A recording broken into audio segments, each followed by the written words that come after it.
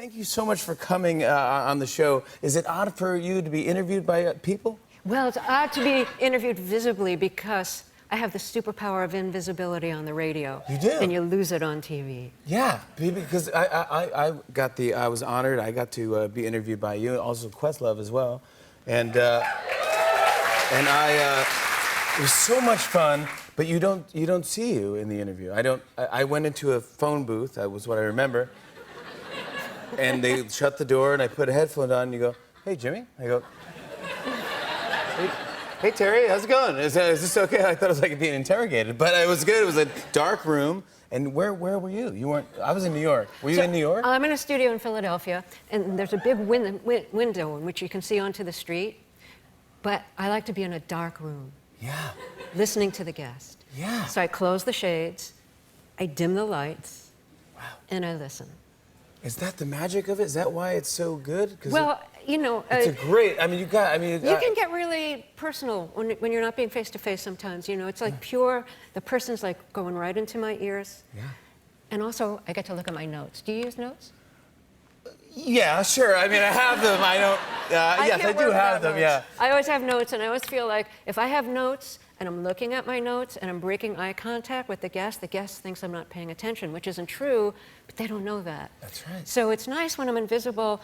I can have them in my ears and look at my notes, and everything's good. And gosh, you're a pro. I mean, I look at this as a photo here. This is you interviewed Bruce Springsteen, so you read his book just to get some notes on Bruce, and when you interview him. Look at how much work look at this poor book.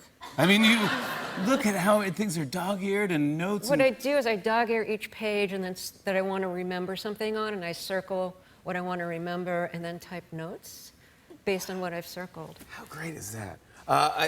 So you've been doing this for 30 years? Nationally, and then longer than that locally. Wow. Yeah. Let's talk about something that's not fresh here. I want to know about your husband, because he's a jazz critic. He's a jazz critic who's written for a lot of publications, several books. And I met him at a record store. A mutual friend of ours worked at the same record store he did, which was on the University of Pennsylvania campus. And it was just a few blocks away from where the radio station used to be. Yeah. So I'd go in there to buy records. And I knew that he had a huge record collection. And this was in the 70s, so it was like all vinyl. It wasn't a question of like, is it CD or vinyl? Or Yeah, it was cassettes. like vinyl. No, this is it's all nothing but. Do you remember the name of the store? It was a small chain called Listening Booth.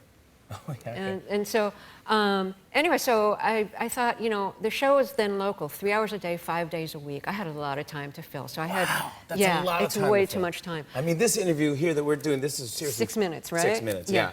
So, 3 hours?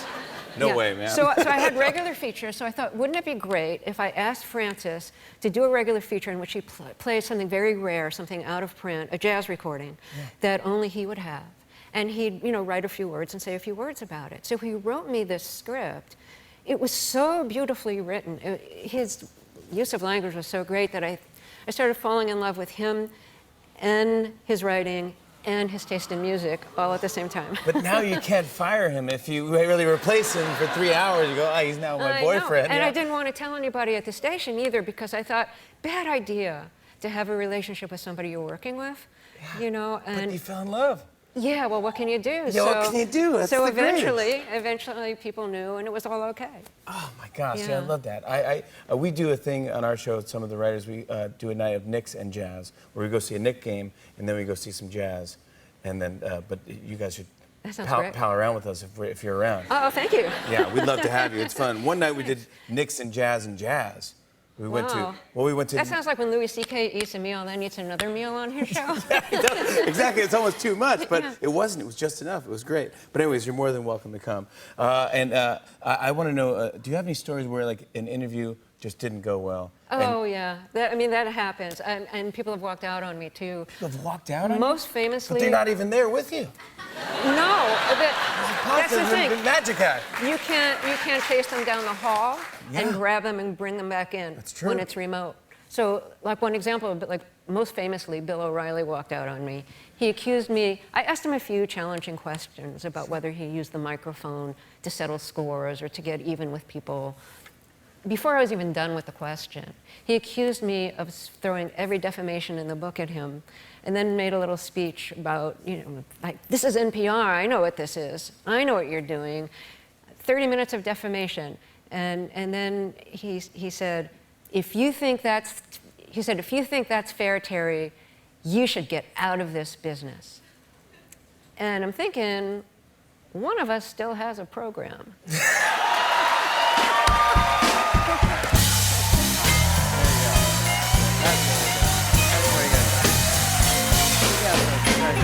I love you.